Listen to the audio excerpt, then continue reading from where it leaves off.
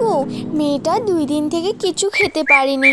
যাও না, কোনো জায়গা থেকে কিছু খাবার কুড়িয়ে নিয়ে আসো। টুনি, কিভাবে যাব বলো তো?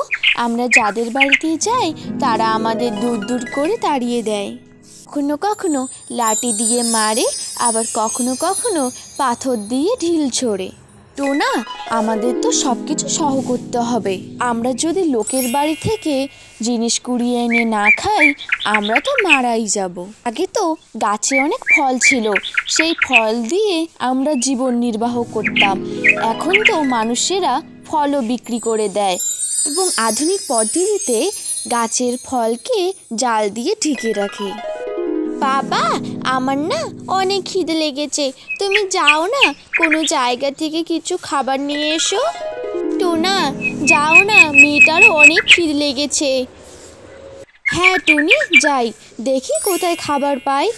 তোমরা সাবধানে বাড়িতে থেকো, আমি যাব আর আসবো। হ্যাঁ গো, তুমি সাবধানে যেও। টোনা খাবার খুঁজতে বেরিয়ে পড়ে। অনেক খোঁজাখুঁজির পরেও টোনা খাবার খুঁজে পাচ্ছিল না। অবশেষে এক বাড়ির উঠোনে খাবার পড়ে থাকতে দেখতে পায়। টোনা খাবার কুড়োতে থাকে, সেখানে ওই বাড়ির গিন্নি চলে আসে। হতচ্ছাড়া পাখি, তোদের জন্য আমি খাবারগুলো রেখেছি নাকি? তুই যে এখন দানাগুলো খেয়ে গেলি, আমার এখন হাঁস কি খাবে? হ্যাঁ, তুই আর একবার শুধু আয়, দেখ এই লাঠির বাড়িতে তোর ডানা ভেঙে দেব।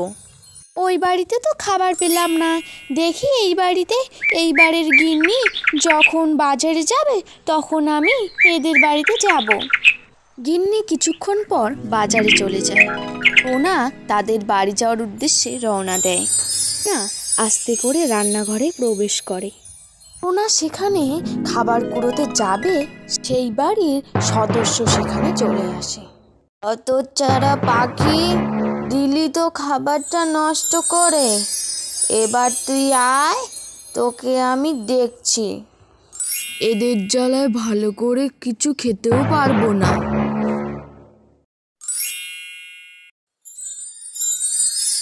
মেম সাহেব, একটু নামুন তো, গাড়ির তলে কি যেন চাপা পড়েছে।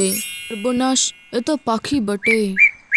দাদা, তাড়াতাড়ি চলুন তো, তাড়াতাড়ি চলুন। একটা পাখির জন্য আপনাকে এত আফসোস করতে হবে না, আমার সময়ের অনেক দাম আছে। আপনার কথাও ঠিক বটে, মানুষ হলে না হয় হসপিটালে নিয়ে যেতাম, পাখিকে কি আর হসপিটালে নিয়ে যাওয়া যায়? নিন, চলুন চলুন দাদা, এখন আমাদের যেতে হবে। আচ্ছা, চলুন। টোনা সেখানেই রক্তাক্ত অবস্থায় পড়ে রইল। এদিকে টোনা বাড়িতে না ফেরায় টুনি টোনাকে খুঁজতে বেরিয়েছিল। এই টোনা, তোমার কি হয়েছে? তুমি এইভাবে পড়ে আছো কেন? তোমার শরীরে এত রক্ত কেন টোনা?